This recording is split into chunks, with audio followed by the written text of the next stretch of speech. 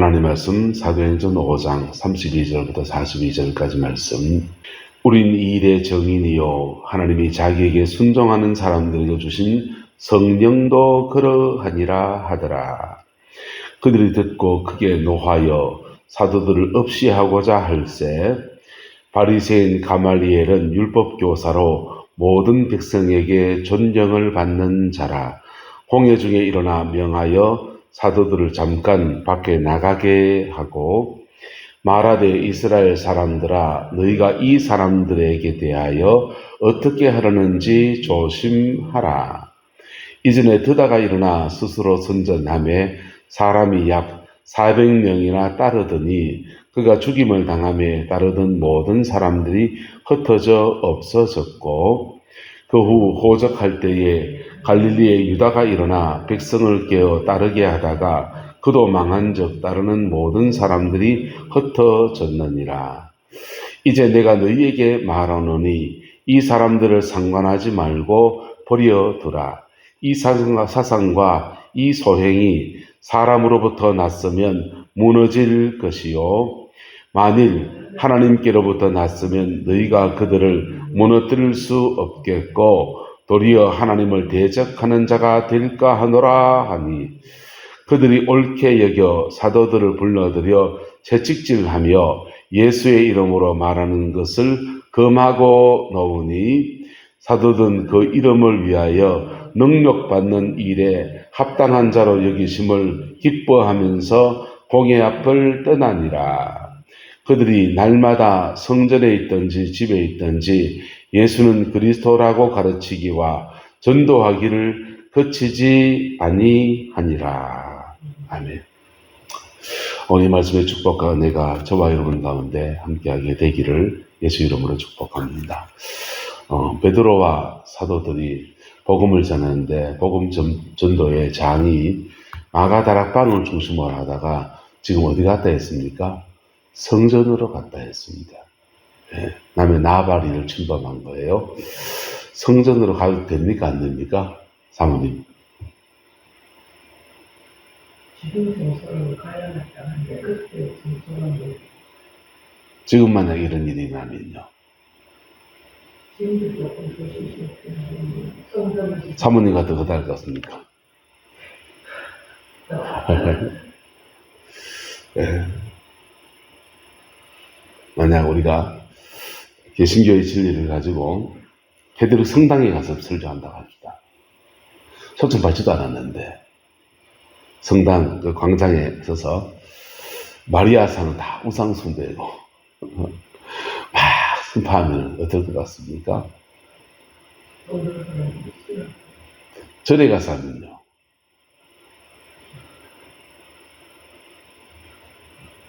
이슬람 사원에 가서 하면 어떨 것 같습니까?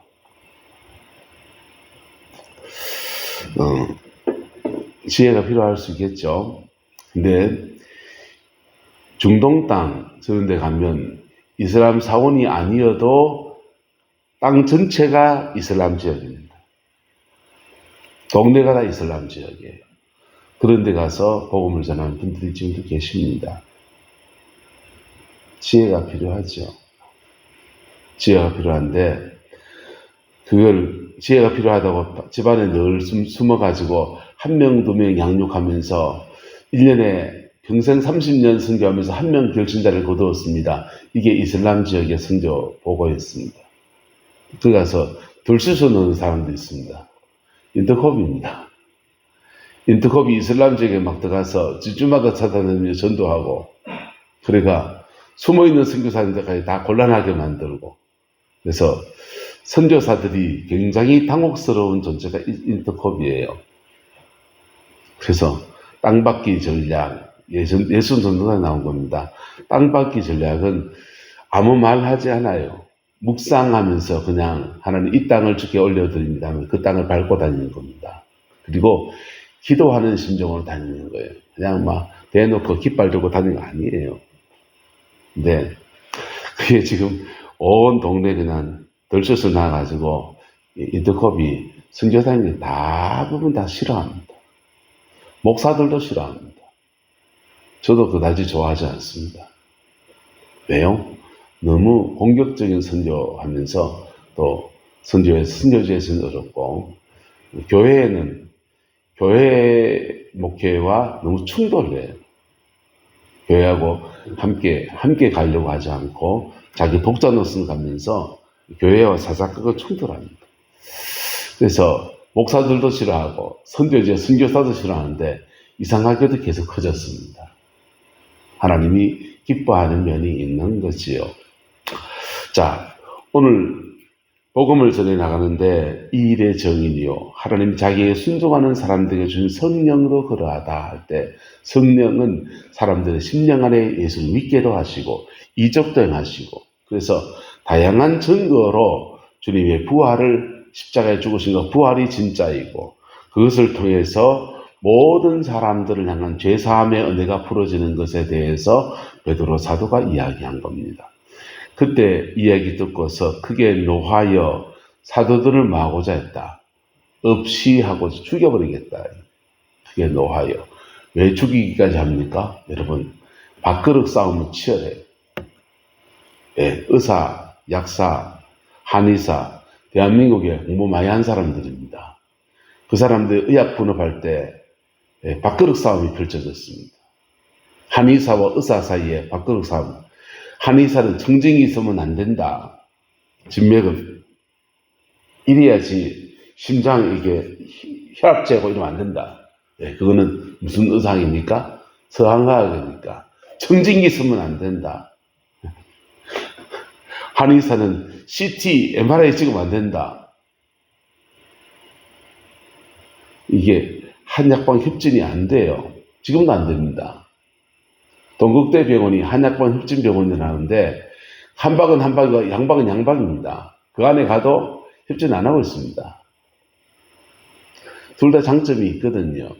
근데 뭐 싸움이 되니까? 밥그릇 싸움이 됩니다. 밥그릇 싸움. 의사와 약사, 약을 처방은 의사가, 조제는 약사가 하는데, 의사와 약사를 의학 분업을 할 때도 그렇게 밥그릇 싸움이 치열했어요. 여러분, 삼성전자 1년에 근로자가 1억 정도 번다고 합니다. 1억, 뭐 더 이상 2억 번 사람도 있고. 근데 그 사람들이 성과급을 얼마나 요구했냐? 45조를 요구했습니다. 사람들은 다 미친놈들 하라고 하는데 자기들은요, 지금 호황기 때 이만큼 받아놔야 되겠다 이거죠. 현대차도 어떻습니까?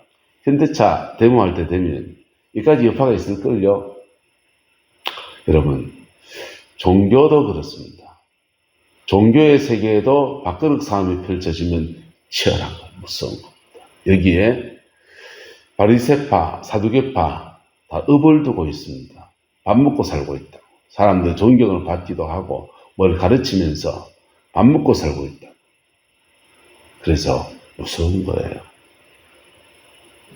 성전 안에 들어와서 심지어 사두개파의 본산지에 들어와가지고 지금 복음을 전하고 앉아있으니 눈뜨고 눈이 지금 가시지 지금 그걸 어떻게 보겠어요. 눈뜨고 어떻게 보겠어요.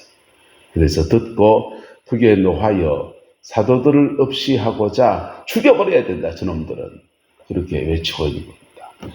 사두개파가 예수님의 십자가에 죽으심과 부활에 대해서 의미를 모를까요? 저는 안다고 생각합니다. 진리를 모를까요? 안다고 생각합니다.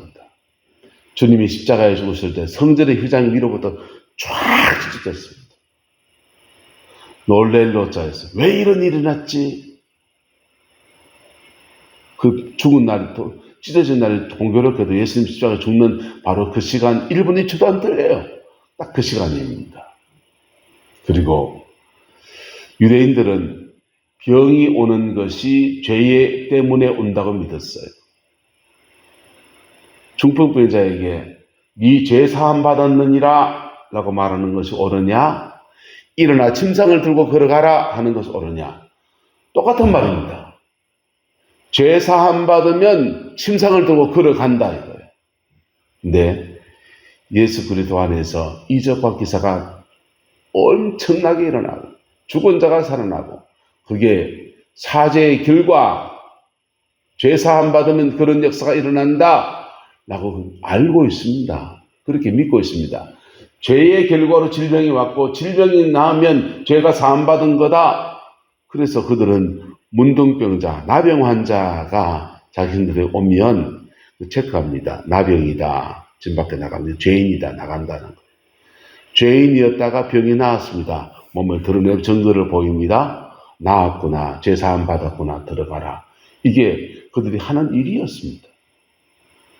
예수의 피로 말미암아 사죄의 역사가 일어난다라고 하는 것들은 그들은 조금만 관심을 기울이면 다 압니다. 다 압니다. 그리고 그들이 드린 제사를 통해서 오늘 제사 드리고 내일 치고받고 싸우는 인간들 수없이 봅니다. 우리가 드리는 제사가 무슨 의미가 있을까?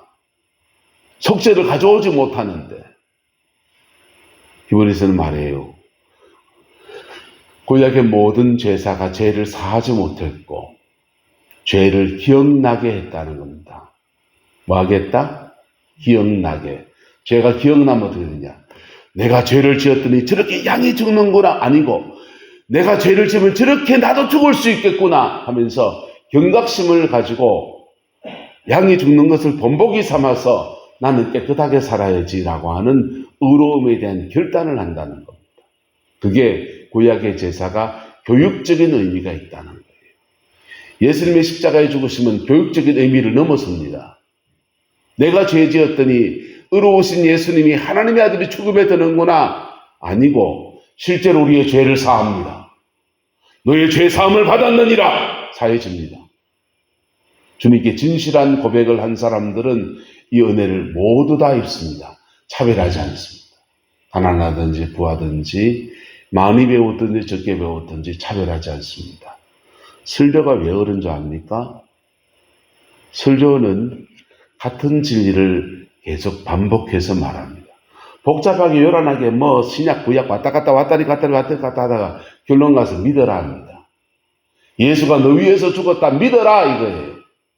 안 믿으면 앞에 이런 얘기 서른 얘기 했는 얘기 예와 들었던 얘기 다 꽝입니다.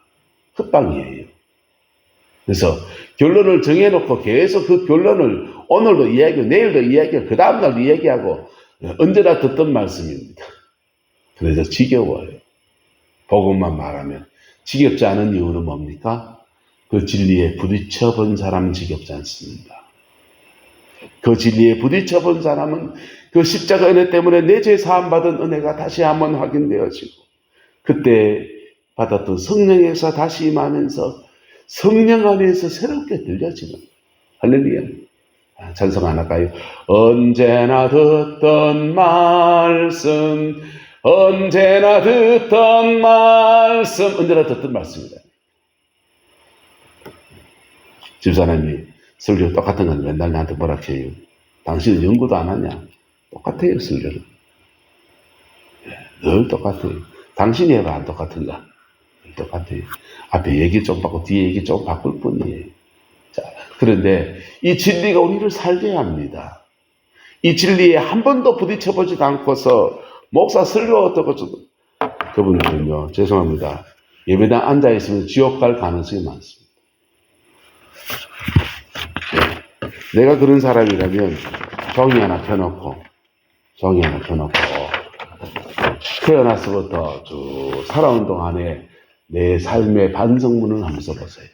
내 인생의 반성문 또는 되게 원망스러운 것 한쪽에 쏙 써보세요. 내 인생의 반성문 써놓고 반성문 학교 다닐 때 선생님한테 내잖아요. 이 반성문 하나님한테 내보소. 그게 기도라 합니다. 내 인생의 반성문을 하나님한테 올리는 겁니다. 하나님, 예수님이 내 죄 위에 죽었다 하는데 난 이래 죄를 지었습니다. 이런 마음에 상처가 있고 성장 과정에 이런 일이 겪었고 이래저래 해서 원망스러운 것도 많고 부모가 원망스럽고 가족이 원망스럽고 세상이 원망스럽고 지랄 같은 세상 확 죽어보가 싶은 생각이 들고 별 얘기 다 있습니다 하면서 쭉 써보세요. 반성문 쓰고 그 다음에 예수님 이름으로 기도합니다. 딱 붙여놓고 그거 아침에 한번 읽고 낮에 한번 읽고 저녁에 한번 읽고 자기 쓰는 반성문을 남한테 보여주지 마세요. 부끄러운 얘기에 보여줘요. 내만 아는 반성문 가지고 쭉 읽고 또 읽고 해보십시오. 읽다 보면 이게 이 반성문에 내 마음이 확 실리는 순간에 성령이 역사합니다. 성령이 역사합니다. 그러면서 성령이 끄시는 해결을 넘어갑니다. 이게 예수 십자가의 체험을 가장 빨리 하는 방법이라고 저는 생각해요. 어떤 분은 중생하고 싶냐 성경 백독해라 갑니다.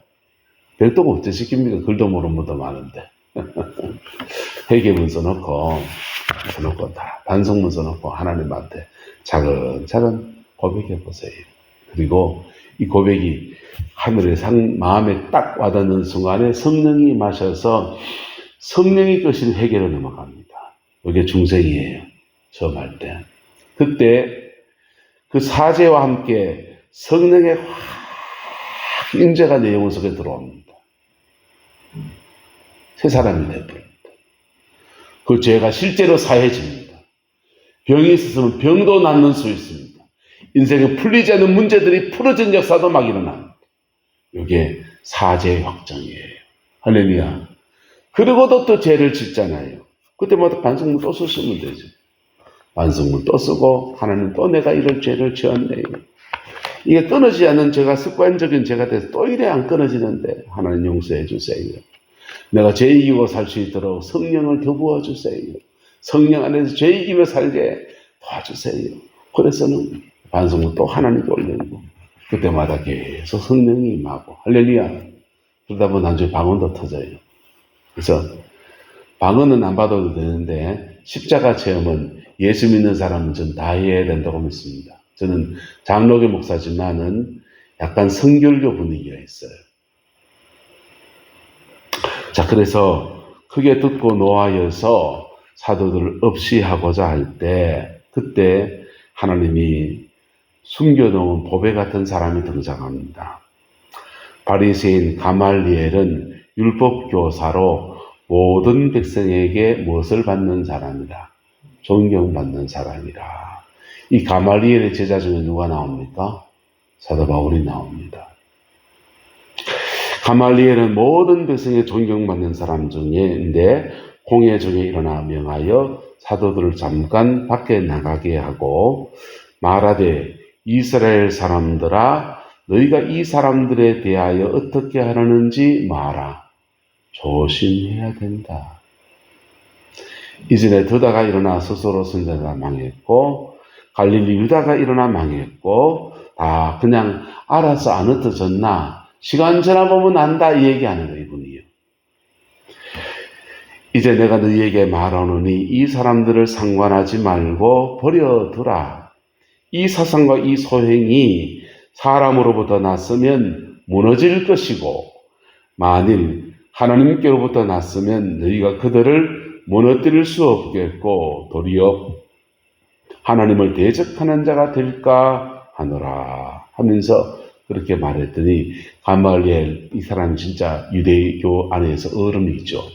어른 같은 이분의 말에 순종해서 불러들여 채찍질하면서 예수 이름으로 말하지 마 하고서 그냥 말하고 쫓아보냈다는 겁니다. 사도들은요 두드려 맞고 난 뒤에 주님 내가 복음 때 왜 두드려 맞아야 됩니까? 왜 내가 두드려 맞아야 됩니까? 저 나쁜 놈들 왜 펜을 냅니까? 하면 폐악질을 합니까? 라고 하면서 성질 냈다 안 냈다? 성질 안 냈다. 예.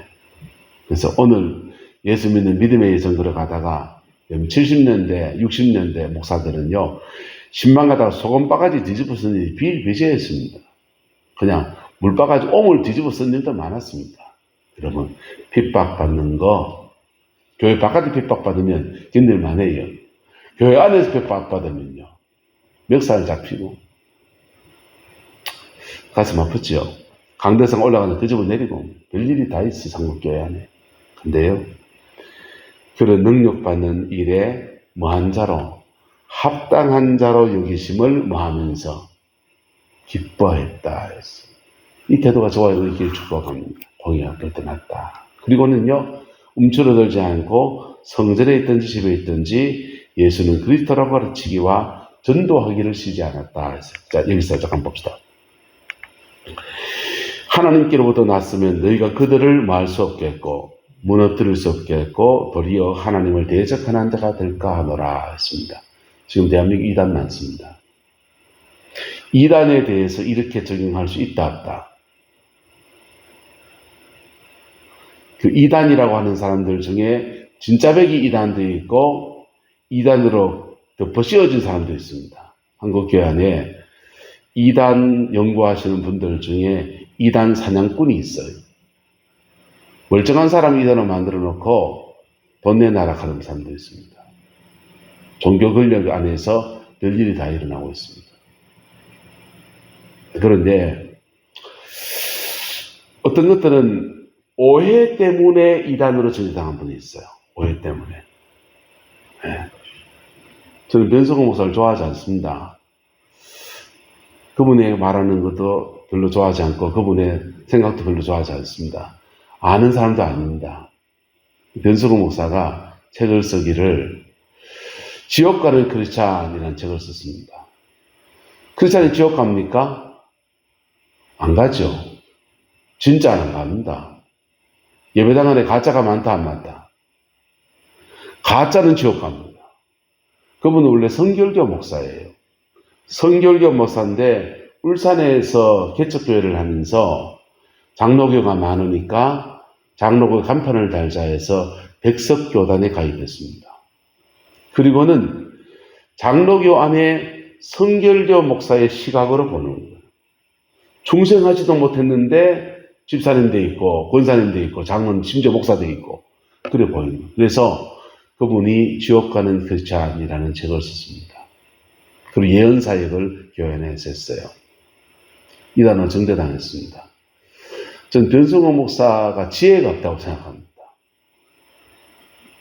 이단이라고 생각하지 않습니다. 자, 그런 거 있는가 하면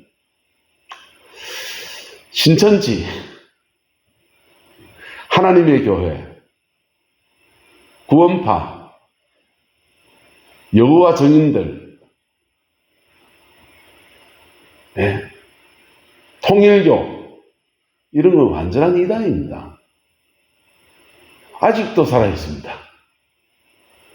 하나님께로부터 났으면 그들을 말 수 없겠고 무너뜨릴 수 없겠고 도리어 하나님을 대적하는 자가 될까 하노라 이렇게 지금 말했는데 이 말씀을 그들에게 정리해 내 뼈를 둬라 내비를 둬라 스스로 무너지겠지 라고 안 무너졌습니다. 지금도 번창하고 있습니다. 대를 넘어가면서 한 100년 거의 가고 있습니다. 기준이 필요합니다. 첫 번째는 사도신경 뭐라고요? 사도신경 사도들의 신앙 고백입니다. 두 번째는 따라서 윤리입니다. 통일교 안에서 피가름의 교리 안에서 수많은 혼음이 일어났습니다. 음란이 막 판칩니다. 이단입니다. 윤리입니다. 두 번째 윤리. 세 번째는요. 세 번째는 헌금 강요 이런 것들입니다.